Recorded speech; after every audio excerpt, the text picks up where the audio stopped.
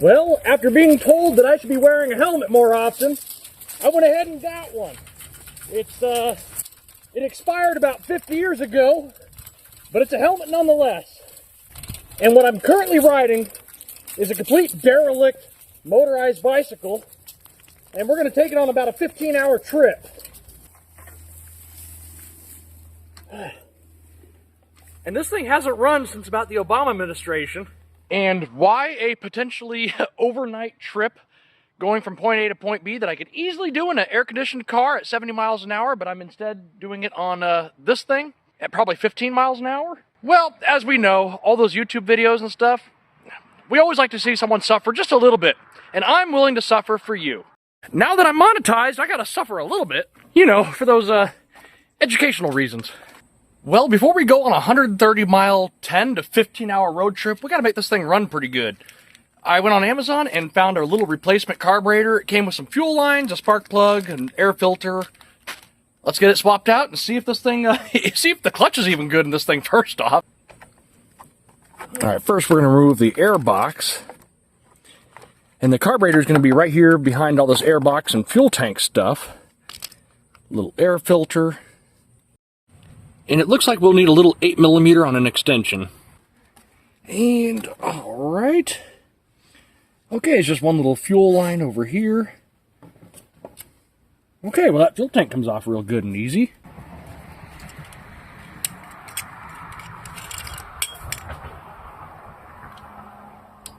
And, okay. There we go. We got our carburetor and our little spacer goodie, whatever it is with the compression, I don't know. All right, so comparing the old carb and the new carb, we look pretty good. I do have to swap over this little plastic piece. It does look like it's broken over here, and I don't know how this really connected to the bike. It just kind of came out without hearing anything snap, so that's interesting. But the carbs look really good. We got our gaskets, fuel line, spark plug, our little fuel filter inside the tank, and a new air filter. Well, before I put the carburetor back on, just look how nice and clean that piston is. I got no scorage anywhere. Compression through the roof. Nice. All right, we got the carb back on and the fuel line all changed out. Fuel tank's back on, so let's see if it'll start.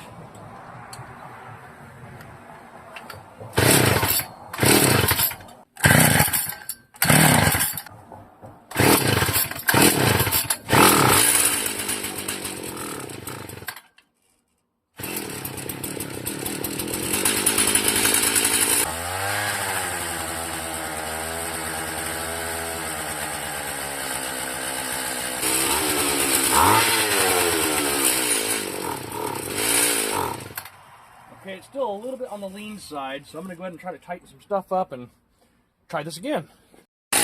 All right. It's running okay, not great. Still pretty lean, though.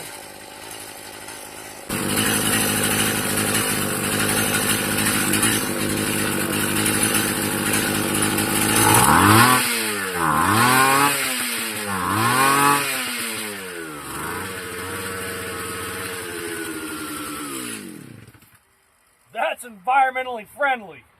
Alright, so after a whole bunch of dinking around, what I wound up doing was taking the low idle speed mixture screw, pulling it out of the carb, and just blowing through that with a ton of carb spray. And hopefully it didn't hurt the fuel pump diaphragm that's inside there. Let's find out. Okay, ignition on. I gotta hold the throttle closed. Let's see, I think that was choke. Okay, it's looking pretty good.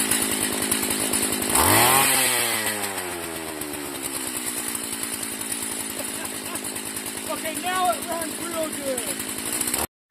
All right. Well, now that we know it runs good, I'm going to go ahead and try to figure out some kind of throttle linkage.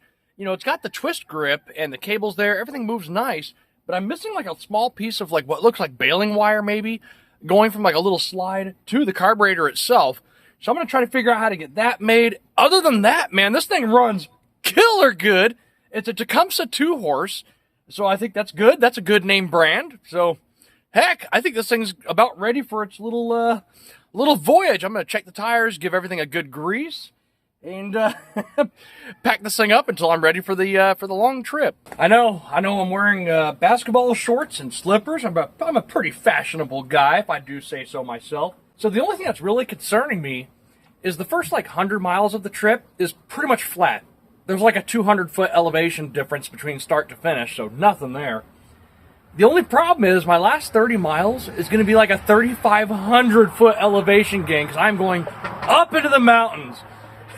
So I'm going to get myself really good and hydrated. I might kind of work out for the next week or two, try to get my old biking legs back.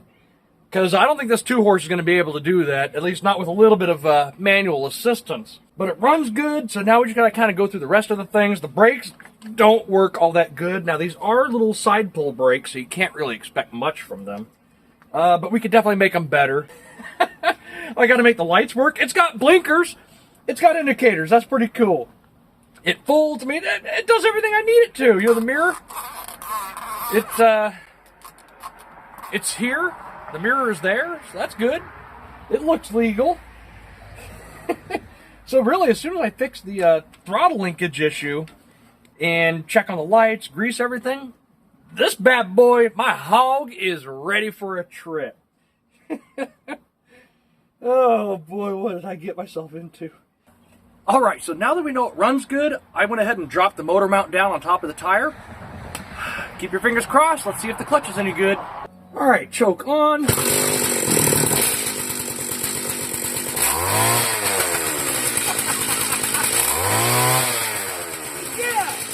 I knew it would work.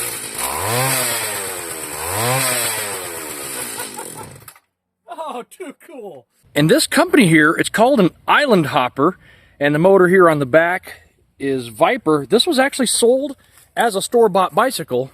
And we're going to take a look at the invoice, and you'll never guess how much someone paid for this thing. And to keep alive the spirit of like the whole luau and island thing, I went ahead and picked up a good shirt that's, well, it'll make me easy to find on the road. All right, and here we have it. It says 25 to 30 miles an hour or more. Yeah, right. But here it is. I did try calling this company here, and it seems like they are no longer answering the phone, and I wonder why. And someone about 23 years ago, went ahead and they circled that, and they're like, yep, that's what I want. So going through all the pages, apparently the motor kit was $425. They're adding together all their math. The bike itself was $649. They got options. They got the big old fat seat and extra fuel bottle. And with all the options... $1,500 for an overweight, underpowered, folding, gas-powered bicycle. And my high vis for the trip? Oh, yeah. Well, guys, I'll keep you updated on when I'm taking this trip. It looks like it's going to be in the next week, possibly 2 weeks. That gives me plenty of time to give the bike a shakedown.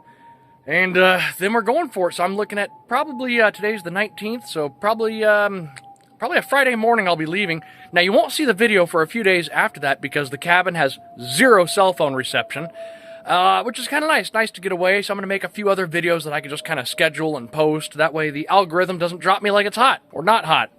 Anyways, thanks for watching, and I'll see you on the next one.